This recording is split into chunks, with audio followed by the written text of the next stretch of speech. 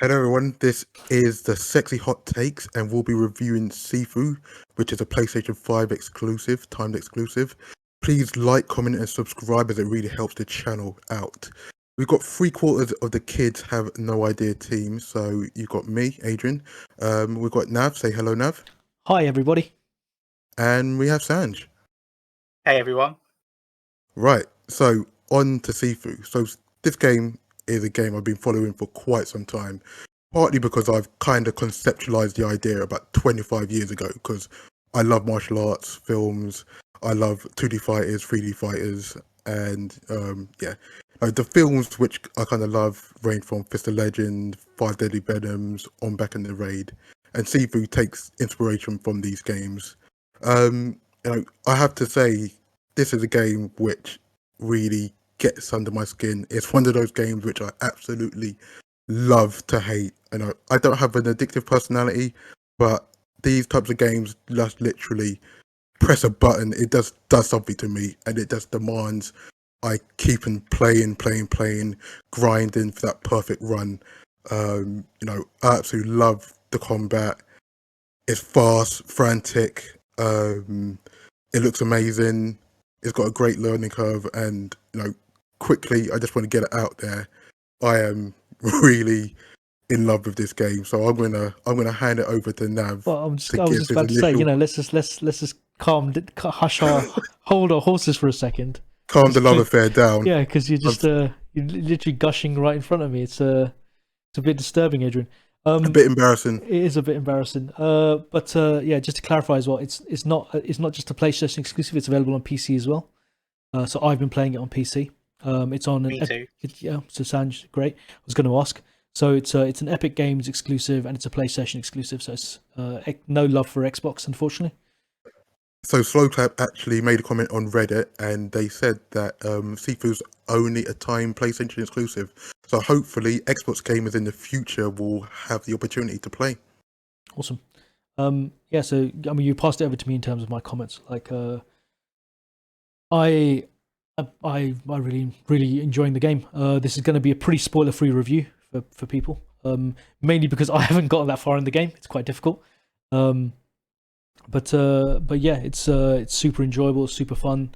The concept of the kind of the way the difficulty works, and the way the aging mechanic works, and the way your skill tree works, I think it's just done really well. I know I was talking to you guys offline, and we had a bit of a disagreement because you guys think that it doesn't explain that mechanic very well, and I thought I actually really liked the fact that it didn't explain the mechanic very well, and it kind of gave you a lot of room to just enjoy the game. It doesn't handhold, and it's a breath of fresh air when games aren't handholding. I'm having a lot of fun with it. How about you, Sanj? I really enjoy the game. I typically not a fan of like roguelikes in general. That's because I'm crap at games generally. So normally I just get really frustrated. I 100% disagree about the clarity of the skill tree and stuff like that. It doesn't help like people who have not played like roguelikes or games like that need like a kind of explanation of what's going on. I mean, you can figure it out, but you'll waste like times that you could be doing an extra run or two having to figure that crap out. And like Adrian said, it's quite addictive that you want to keep going through. Like I'm only complete the first level and midway through second level, and I just want to go back to the first level and keep grinding it out. So yeah, I enjoy it. I've obviously a lot of the talk online is Game of the Year contender. Not really sure. I think it still is, but it was so early in the year. But I think it'll be up there. I think it'll be up there definitely in the talk. Yeah, I think it's way too early to call it a Game of the Year contender. It's like way too early in the year. So many more games due out this year. This is the year of games for me. Like definitely, like the past couple of years has been a bit dry, a bit of a dry spell for games. So definitely the year of games. So I don't know about Game of the Year, but I definitely think from an artistic perspective, I think like art style, like it could definitely like pick up some awards there because it just seems to like I don't know about you guys, I'm in love with the way it looks. Like it looks like a beautiful game. It's really enjoyable to just watch. Yeah, I completely agree. It's one of those games where you can happily watch people go on a run and see some high level play. It looks very, very stylized. It kind of reminds me of like Virtual Fighter 1, Virtual Fighter 2, the kind of, it's semi blocky, the character models, but it's got a very fantastic aesthetic. And, I mean, and even the fighting mechanics, you know, you kind of I feel like when you say that Virtua Fighter 1 and Virtua Fighter 2, when I was playing it, the kind of mechanics of there is only like a weak punch and well, I'd say a weak attack and a hard attack. It makes use of very simple controls to give you a really really deep fighting mechanic, which I think is really important for any game that's kind of got fighting at its heart. You know, initially when I was looking at videos, I thought this is going to play out a lot like one of the Arkham series of games, but the fact that it doesn't, like with less buttons, it manages to achieve more, is really telling. I agree and disagree in that statement, because yes, it has the hard attack and light attack type, but then when you go into the focus attack, where you have to then use a stupid other joystick to find the thing and then hit another button, that's just so cumbersome for me. I think it's quite intuitive. So I got... agree with you actually. I dislike. I don't think it's intuitive at all. I dislike that. I realized I barely use them. I was playing it today and I realized I barely use these focus attacks. They're just not something that I find like is intuitive to even remember. You need to start implement them in your gameplay because they are a lifesaver. So, dialing back to mechanics. I think it really does less with more, or more with less, I should say. So it's a game which centers around really robust defensive mechanics. So anytime a game has got like an evade, a parry, a block, a dodge, you know that good defense is going to be really important. It's just as important as offense, and I think there's a lot of talk around difficulty levels and hand holding in this game, and I'm not sure if respectfully, people are playing it right or understand how to play the game. And I don't think it's that difficult when you get to grips with things. But I could completely see how the difficulty level could alienate some people. And I find it interesting that From Software games are really lauded for their difficulty level. But this, Sifu's been getting pelters from some angles about the difficulty, which I just find really perplexing. I think that's because they don't explain a lot of stuff, where I'm sure the From Software games do explain all the No, mechanics. it's From Software. No, they don't explain anything at all. I don't know, but then I don't understand the hate. But then I guess I think because it's not a I think maybe because at least superficially, it's not a game that's as deep as Dark Souls or any other From Software game. It's nowhere near as deep as like the amount of loot or like the skill tree or any of that stuff. But it still has that difficulty curve, and I think people just expect, if it's so simple, like why are they making it more difficult by not giving you more explanation for things? I don't know what the complaint is about. I think something that we should make very clear to the people listening at home is it is a difficult game. It's not something that's going to hold your hand. And if you're not into replaying the same level over and over again, you're not going to enjoy the game. You have to it's 5 levels. The whole game is only 5 levels. Roughly, from what I've heard, about 10 to 12 hours worth of content. And that's with you replaying those levels. A single level will take you, at most, half an hour to finish. So, that's effectively 2.5 hours of content that through repetition, you're going to spread out into 12 hours. So you have to just get with the program and accept that. Just again, for everyone at home, let's just explain the game a little bit. You are a character who sees this very Chinese / Japanese style of filmmaking. You're a young boy or girl, you can choose, that sees their father killed in front of them, and then through the power of this magic, and you were killed as well right at the start of the game, and through the power of this magic amulet, you come back to life. then you go away, you train for 8 years, and you're now 20. You're grown up. You're 20 years old, and you go on this kind of revenge mission to kind of kill the people that killed your father. And through this magic amulet, every time you die, you can come back. But every time you come back, the amulet will age you. And the more you die, the more the amulet ages you. So if you die once when you're 20 years old, you come back as a 21-year-old. And then if you die again, you've died twice, so you come back as a 23-year-old. So those kind of deaths kind of compound. So then you're 23, and then you're 26. There's ways to kind of reset that counter back a little bit, but on the whole, you're aging up, and each subsequent level, you start at the level you were at when you died. So if you finish level 1 and you were 26 when you finished, then level 2, the youngest you can be in level 2 is 26 years old. So effectively, you're eating into your lives later on in the game if you're not good at the game early on, which again kind of feeds back into that repetition and that loop. But yeah, it's not an easy game. It's and I wouldn't recommend it to anyone. I think I would recommend it to a specific group of people that like that kind of game, that want to replay games over and over again, and they like difficult games, and they like the challenge of being difficult games. I think it's important to add that as after each death, you come back stronger, physically stronger, so you deal more damage to the enemies, but your health pool is reduced, so you actually take more damage. So as you age, you unlock, you could use skill points to unlock abilities, and you'll deal more damage the more you die, but you also receive more damage. So you become a bit of a glass cannon the older you get. Which I dislike, because I think you're a bit of a glass cannon right from the beginning. I mean, like, the health pool in the game isn't very big. Like, a couple of hits and you're down, and that's when you're a young 20-year-old man or woman. As you get older, and the fact that it's reducing your health down, I think that's a little bit much for me.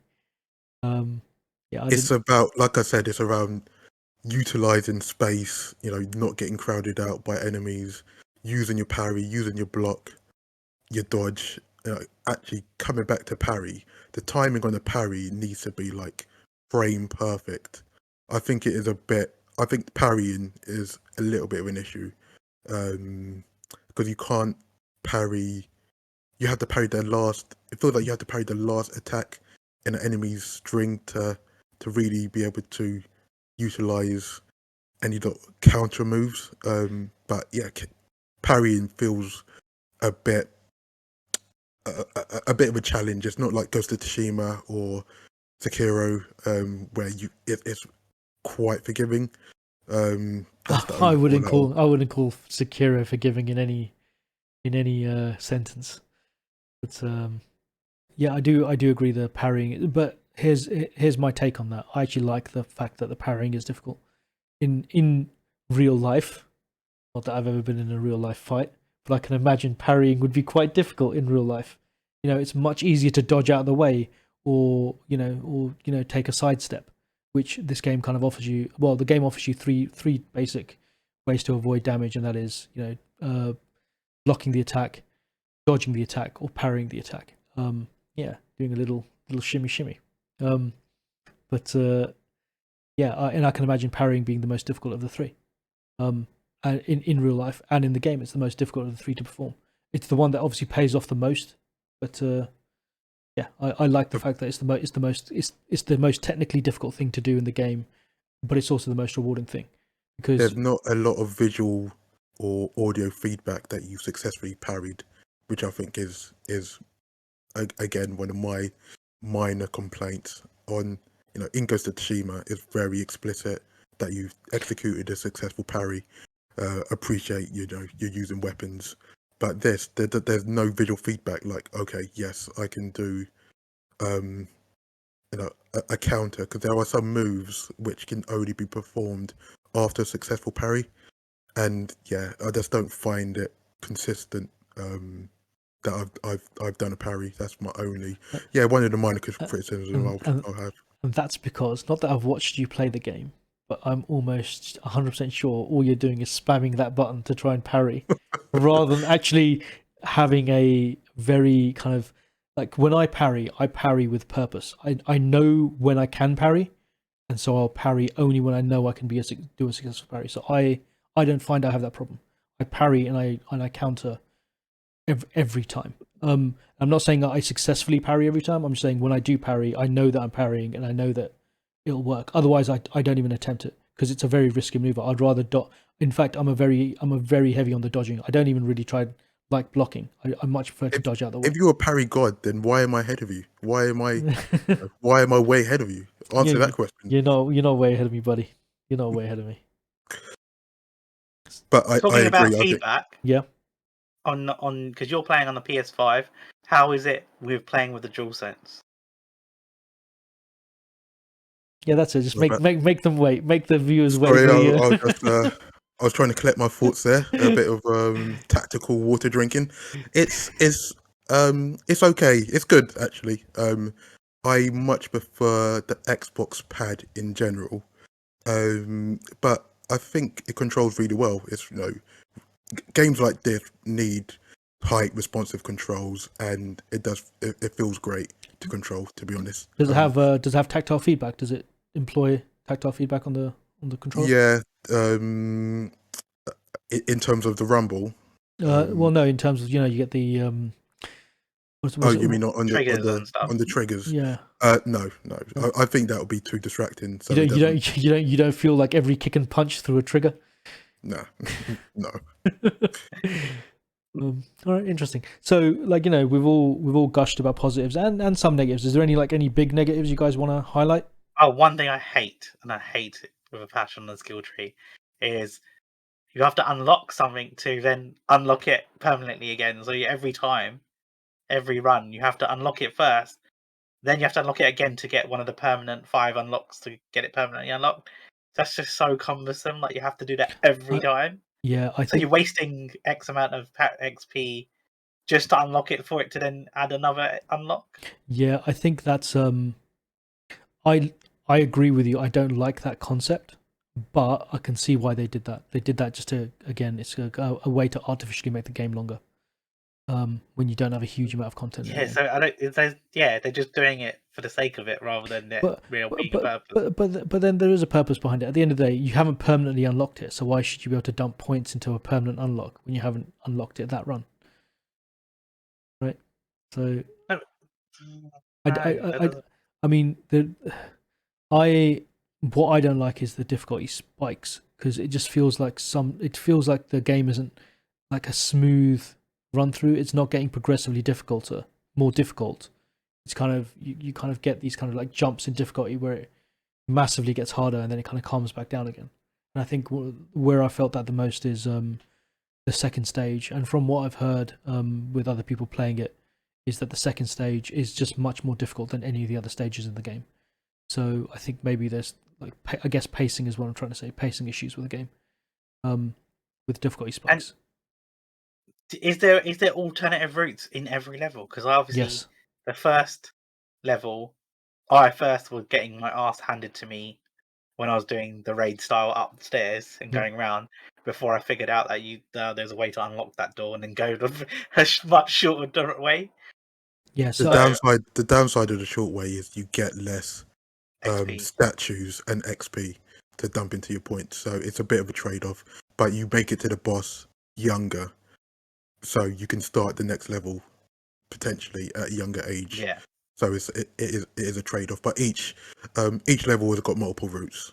Yeah, I think again, kind of feeding into that level 2 section. Level 2 has the shortest shortcut in the sense of it saves you a very small amount of time compared to all of the other levels. Right. So you're not saving that much time. But in level 1, you're basically turning that from a half an hour, 45-minute level into something that can be finished in less than 10 minutes. Yeah. So it's a massive shortcut.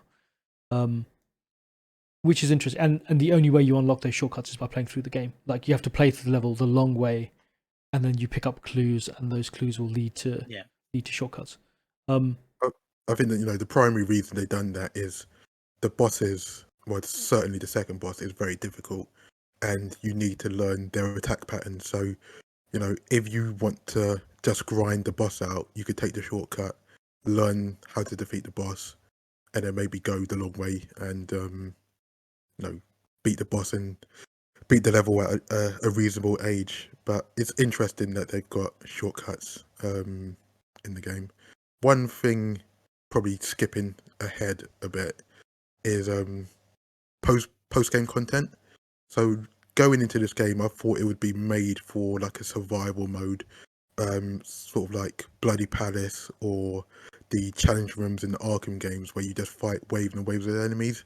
But it doesn't seem like there's anything of that nature, and I think it's a bit of a missed opportunity.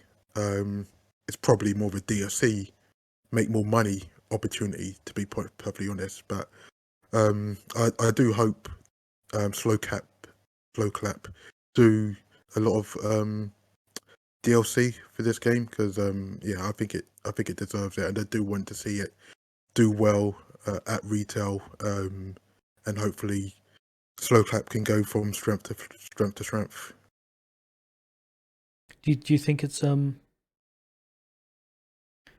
Yeah, I mean, do you think it will do well at retail? Do you think it's a game made? Because I don't feel it's a game made for everyone. So it's a very niche game in my opinion. I think aesthetics, and the virtue of it being a martial arts fighter, I think it will get a lot of casual interest. I think fighting games don't sell. Capcom will tell you.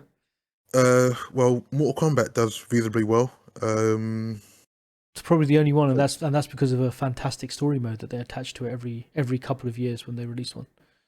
Yeah, it's basically like a movie in a game.